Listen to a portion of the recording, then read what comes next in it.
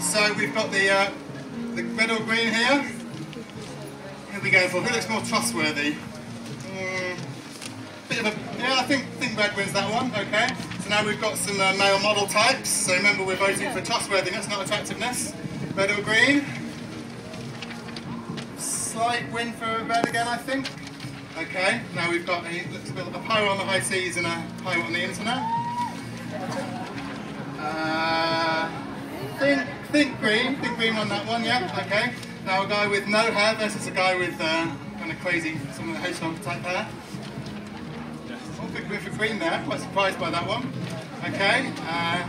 Guy with crazy eyebrows or pointy eyebrows and bushy eyebrows. Who are we going for? What do you think? Who's won that one? I'll call that one a tie. Okay. Next one. Red or green? I'm going to say that one's red. I think I know we're in for red. Okay, green for the old guy and red for the young guy. Ooh, these are all too close to call. Okay, so what this study was about is that a recent study conducted in America found that people with brown eyes are rated as more trustworthy than people with blue eyes. But what's really strange is that it doesn't seem to be to do with eye colour per se. So if you get a photo of someone with blue eyes and Photoshop in brown eyes, they don't become more trustworthy. What it's to do with is that eye colour is a correlate of face shape. So men, this is all about men. Men who have blue eyes tend to have pointier faces and smaller features, whereas men who have brown eyes tend to have bigger faces and rounder faces and larger features. And for some reason, people who have larger faces with bigger features and so on are rated as more trustworthy. So we're not exactly sure why this is, but one idea is that men who are more baby-faced are seen as more trustworthy. So something to do with the innocence of children. Isn't that nice?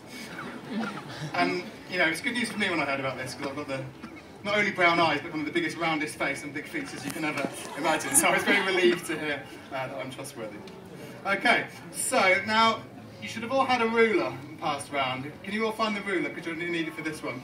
Okay, you'll have to share. I think I'm going to do one of these. Right.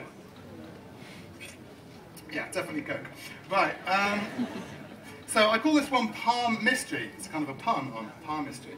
So palmistry is the science of, sorry, not science, the, I don't know what you call it, the pseudoscience, I guess, of telling stuff about people's personality or their future by reading their palms. But what if I told you that I could tell you stuff about your personality by looking at your hands? You probably think I was crazy, but actually it's true. At least if we go by measuring your hands rather than just kind of looking at them. So what you need to do now is measure firstly your second digit. Shown on the screen here a bit better fun. It's easier to do it on your left hand if you're right-handed. So firstly you measure the second digit here, and then you measure the fourth digit here, and then there should be a calculator on your phone. So get your phone out, take the first number, and do the first number divided by the second number. So just while you're getting your phones out, for people who maths isn't their strong point, I'll just walk through a quick example of how to divide one number by another.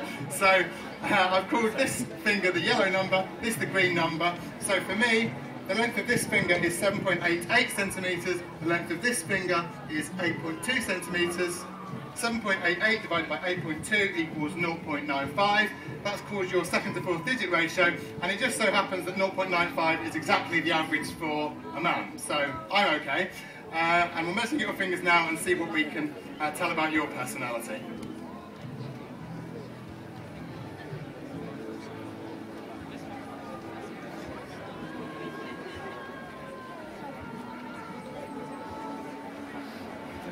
Okay, so enough measuring time, you can finish this off afterwards. So now, what can I tell you about your personality based on that? Well, the lower the number, so for men, less than 0.95, the more below 0.95 you are, the more you are these things that I'm going to say. So the lower the number, the more, and of course we're talking about average group tendencies, not individuals, the lower the number, the more on average you are aggressive, on the maybe more negative side, but also non-neurotic. The more you are a fan of physical sports, such as rugby or boxing, and actually enjoy taking part in these sports. And for men, the more easily you are manipulated by attractive members of the opposite sex in kind of psychological bargaining experiments.